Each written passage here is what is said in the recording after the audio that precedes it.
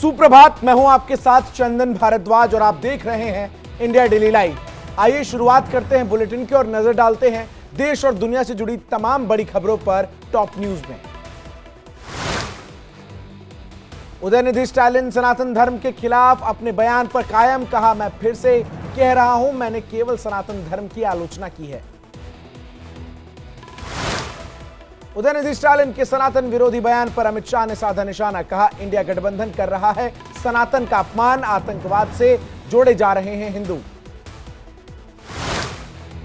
सनातन पर उदयनिधि के बयान पर आक्रामक हुई बीजेपी, सुधांशु त्रिवेदी ने कहा मोहब्बत की दुकान का पर्दाफाश हो गया, सोच समझकर दिया गया बयान, सुप्रीम कोर्ट मामले में ले संज्ञान। यूपी में जल शक्ति मंत्री स्वतंत्र देव सिंह ने उदयनिधि स्टालिन के सनातन वाले बयान पर किया वार, कहा सनातन कन कन में है, इसे कोई खत्म नहीं कर सकता।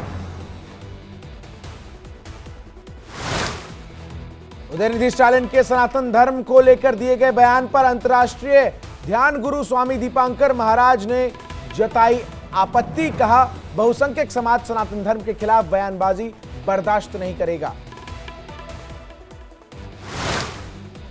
उदयनिधि के सनातन धर्म को खिलाफ दिए गए बयान पर भागलपुर से कांग्रेस विधायक अजीत शर्मा का बयान, कहा उन्हें क्या पता सनातन धर्म क्या है, उन्हें देशवासियों से माफी मांगनी चाहिए।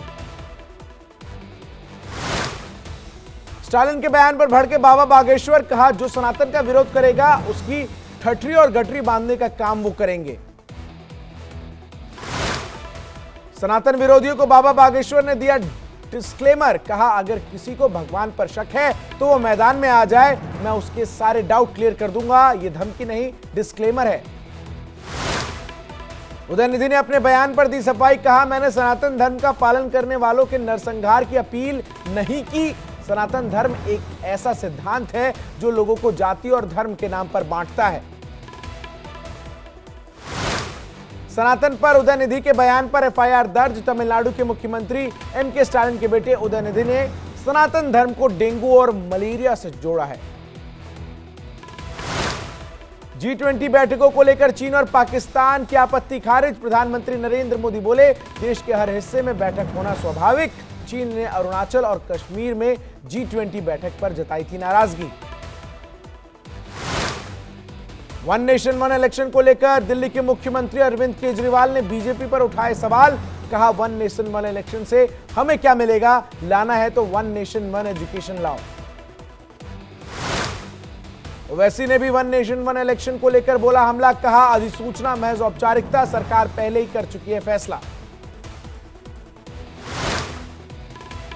आज रामदेवरा से राजनाथ सिंह करेंगे बीजेपी की तीसरी परिवर्तन यात्रा की शुरुआत। इससे पहले कल केंद्रीय गृह मंत्री अमित शाह ने बीजेपी की दूसरी परिवर्तन यात्रा को किया था रवाना। परिवर्तन यात्रा को हरी झंडी दिखाने से पहले रक्षा मंत्री राजनाथ सिंह जनसभा को करेंगे संबोधित, मौके पर कई केंद्रीय मंत्री भी रहेंगे मौजूद। राजस्थान के डूंगरपुर में अमित शाह ने जनसभा को किया संबोधित, बीजेपी के परिवर्तन यात्रा को किया रवाना, गहलोत सरकार पर साधा निशाना, 5 साल का मांगा हिसाब। शाह ने जल जीवन मिशन योजना को लेकर भी गहलोत सरकार को घेरा, कहा मोदी जी योजना के लिए पैसा भेजते हैं लेकिन गहलोत सरकार घोटाला कर रही है। G20 समिट से पहले दिल्ली में की गई सुरक्षा सख्त, जगह जगह पुलिस और सुरक्षा बलों की तैनाती। G20 समिट को लेकर दिल्ली के दरियागंज पुलिस स्टेशन के अंदर आने वाले सभी चीजें रहेंगी बंद। 7 सितंबर रात 10 बजे से 10 सितंबर रात 10 बजे तक रहेगी बंदी। महाराष्ट्र के उप मुख्यमंत्री देवेंद्र फडणवीस ने लद्दाख में त्रिशूल युद्ध स्मारक के जीर्णोद्धार की रखी आधारशिला। फडणवीस ने कहा उनकी सरकार इस परियोजना को सफलतापूर्वक करने के लिए सेना का करेगी सहयोग। महाराष्ट्र के उप मुख्यमंत्री अजीत पवार के नेता प्रफुल्ल पटेल का बड़ा बयान, कहा एनसीपी का चुनाव चिन्ह और पार्टी हमारे पास रहेगी, हमने तकनीकी और न्यायिक मामलों का पूरा अध्ययन किया है। असम में डॉक्टर ने हिंदू धर्म अपनाने पर परिवार से धमकी मिलने का किया दावा, मुख्यमंत्री हेमंत ने दिए जांच के आदेश।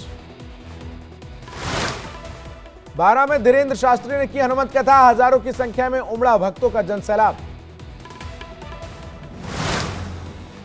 आज भारतीय विरासत ऐप और ई अनुमति पोर्टल का शुभारंभ करेंगे केंद्रीय पर्यटन मंत्री जी किशन रेड्डी। संस्कृति राज्य मंत्री मीनाक्षी लेखी भी कार्यक्रम में रहेंगी मौजूद। आज उज्जैन जाएंगे मध्य प्रदेश के मुख्यमंत्री शिवराज सिंह चौहान। प्रदेश में अच्छी बारिश की महाकाल से करेंगे कामना। आज नीमच में जन आशीर्वाद यात्रा को हरी झंडी दिखाएंगे रक्षा मंत्री राजनाथ सिंह। जनसभा को भी संबोधित करने का कार्यक्रम। मध्य प्रदेश के चित्रकूट में बीजेपी के राष्ट्रीय अध्यक्ष जेपी नड्डा ने जन आशीर्वाद यात्रा का किया आगाज। मुख्यमंत्री शिवराज समेत बीजेपी के कई दिग्गज नेता रहे मौजूद। चित्रकूट में जेपी नड्डा ने जनसभा को किया संबोधित। इंडिया गठबंधन पर साधा निशाना, कहा यह घमंडिया गठबंधन है। जेपी नड्डा ने कहा कांग्रेस ने अपने शासनकाल में उद्योग के नाम पर मध्य प्रदेश में कुछ नहीं किया, लेकिन अब मध्य प्रदेश में 112 इंडस्ट्रियल एरिया में काम चल रहा है। चित्रकूट में जनसभा के दौरान मुख्यमंत्री शिवराज सिंह चौहान ने कांग्रेस पर साधा निशाना, कहा हमारी सरकार ने जितनी भी जन कल्याणकारी योजनाएं चलाई कांग्रेस ने बंद कर दी थी। मुख्यमंत्री शिवराज सिंह चौहान ने चित्रकूट वासियों से कहा कांग्रेस के मायावी बातों में मत आना, जितने भी वादे किए पूरे नहीं किए गए। शिवराज सिंह चौहान ने चित्रकूट की जनता से की बीजेपी को जिताने की अपील, कहा हमें एक बार फिर दीजिए सेवा करने का मौका। लखनऊ में कनिष्ठ सहायकों को नियुक्ति पत्र सौंपेंगे मुख्यमंत्री योगी आदित्यनाथ। वक्फ विभाग के 100 और प्राविधिकी शिक्षा विभाग के 140 सहायकों को सौंपेंगे नियुक्ति पत्र। आज लखनऊ में बीडीओ की एक दिवसीय कार्यशाला का होगा आयोजन। Moore's hall IGP Gomti Nagar में कार्यक्रम का किया जाएगा आयोजन। उप मुख्यमंत्री केशव प्रसाद मौर्य होंगे मुख्य अतिथि। यूपी में राज्यसभा सीट के लिए बीजेपी ने दिनेश शर्मा को बनाया उम्मीदवार। सांसद हरद्वार दुबे के निधन से खाली हुई थी सीट। यूपी के उप मुख्यमंत्री केशव प्रसाद मौर्य का समाजवादी पार्टी पर निशाना। अखिलेश और शिवपाल की ओर इशारा करते हुए कहा चाचा और भतीजा में फिर छिड़ा शीत युद्ध, घोसी में खिलेगा कमल। गाजियाबाद पहुंचे उप मुख्यमंत्री ब्रजेश पाठक ने सामुदायिक स्वास्थ्य केंद्र में 20 बेड वार्ड का किया उद्घाटन। डिप्टी सीएम के साथ केंद्रीय राज्य मंत्री वीके सिंह भी रहे मौजूद।